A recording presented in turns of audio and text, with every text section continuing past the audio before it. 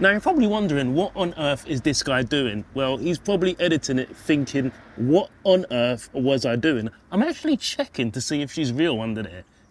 And from what I can see, she is. Because this is the CUPRA Leon Estate VZ3 2-litre TSI, and it has 4 tailpipes on the back, which normally means that it's good or fast, or just good if it's not fast.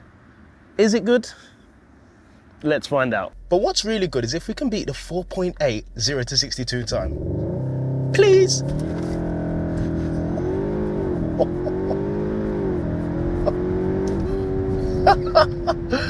Oh man, I can't get over the grip. I need to get a 4-wheel drive car. And as you can see, we just scraped it with a 4.73. I'll take that.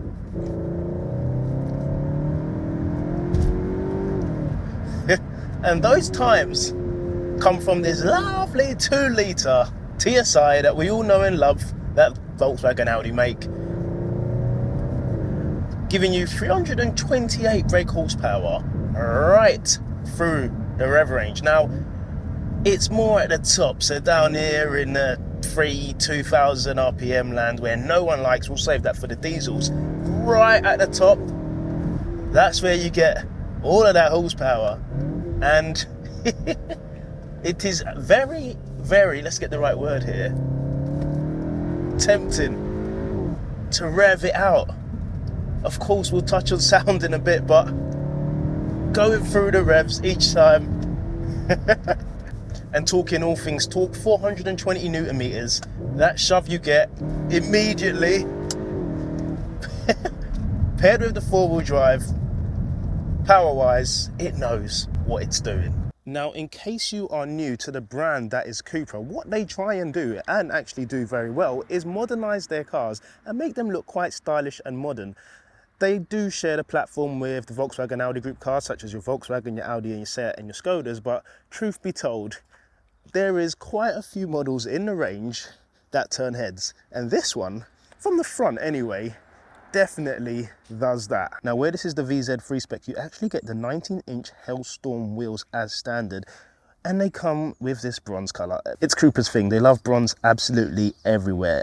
I'm not sure whether this works with this color, let me know. Now, with this being the VZ3 spec, you get nearly everything, but you don't get a pan roof as standard. So if you do want one of those on an estate, I think it's a no-brainer. You've got to pay the extra £900 to get it. But trust me, on an estate, you want it. Getting one without, and you'll see what I mean. It's a bit dark, but with this, it's nice and airy, and of course, it opens up lovely. And it's also got a curtain, so if you do want a bit of privacy, you know. And when you're done with privacy, the Sennheiser system cranked up sounds epic, especially if your daughter connects her iPad to the car via Bluetooth and plays Netflix. It sounds like you're at the cinema, trust me. Now, something I've always applauded CUPRA for are the drive modes and how easily accessible they are.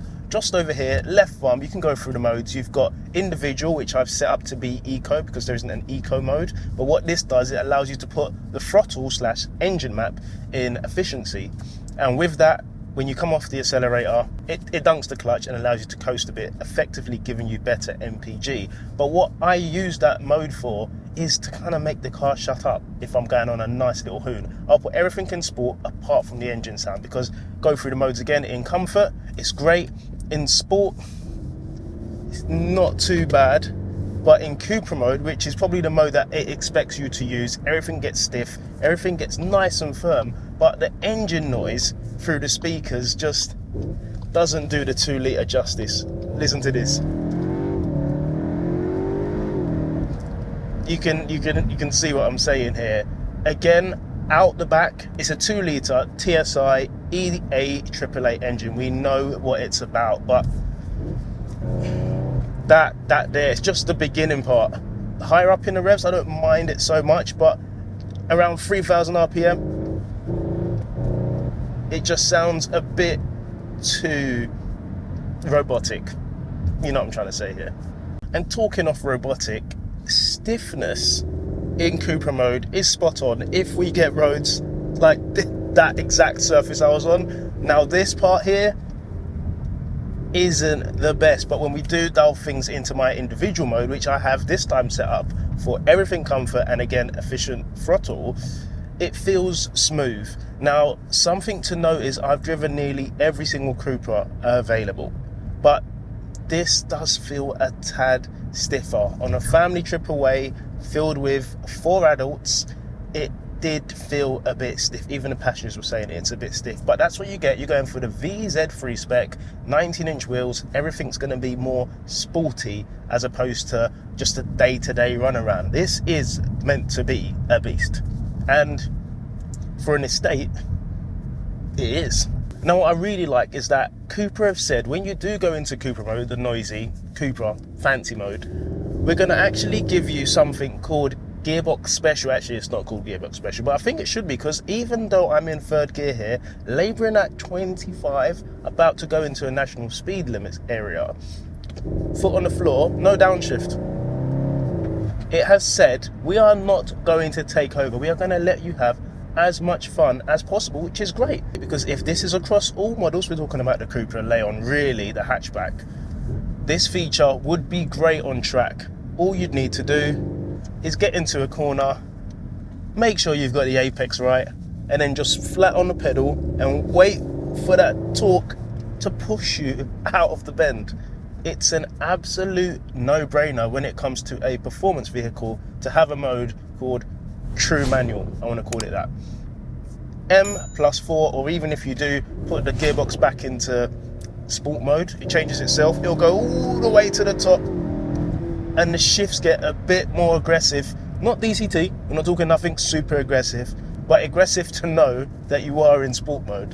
And when you are out on a nice Sunday drive, the torque vectoring on the rear, in short, the fancy trickery that goes on in the diff, is very naughty at times. Makes you feel like you're driving the Leon. It just wants to shove you around the bend. This is an estate.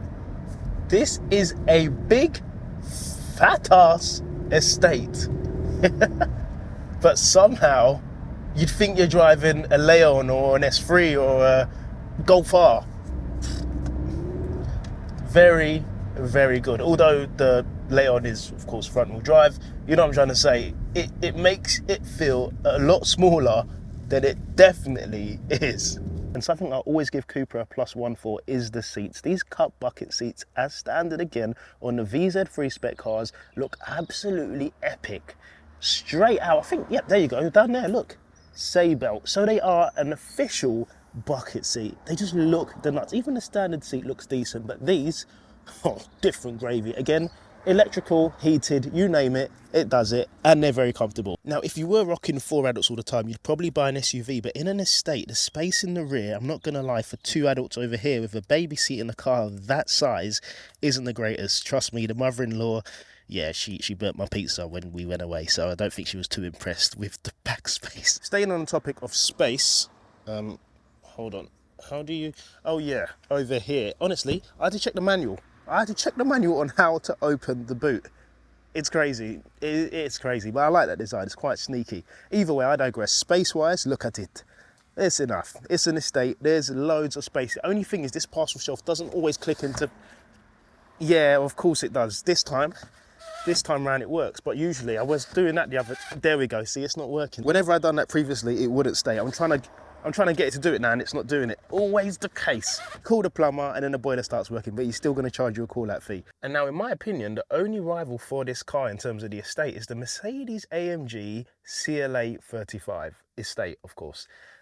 And for me, the interior, again, a Mercedes is all about luxury for me anyway, less about performance unless it's a super fast GTR or something. The interior is very good. You've got nice soft materials here, nice and plush. Steering wheel, again, I'm always a fan of this button here because you just go through the drive modes and gap people whenever you want. You've got this big screen CarPlay. The climate control sometimes can be a bit annoying for some people because you have to go into a menu and then set it up here. But again, when you get the car, you get used to it, and normally you just set it once really. You either use the buttons here for your screen demisting in the rear, or you can use them there. Heated seats, virtual cockpit, you've got a few designs you can go through as well. I prefer the normal one, but when I'm on track, I'd probably want to use this. Overall, interior wise, it's a great place to be, and the traction control buttons just there for when you're launching it. Talking of launching, do you remember how hard this... So yeah, interior wise, front anyway, it's a nice place to be. Again, loads of soft materials, making this car feel nice and premium. There's softness everywhere. And if you're feeling soft, please smash the thumbs up button if you've enjoyed the video. Subscribe if you're new to the channel, and I'll see all of your beautiful faces in the next one. Take care and God bless.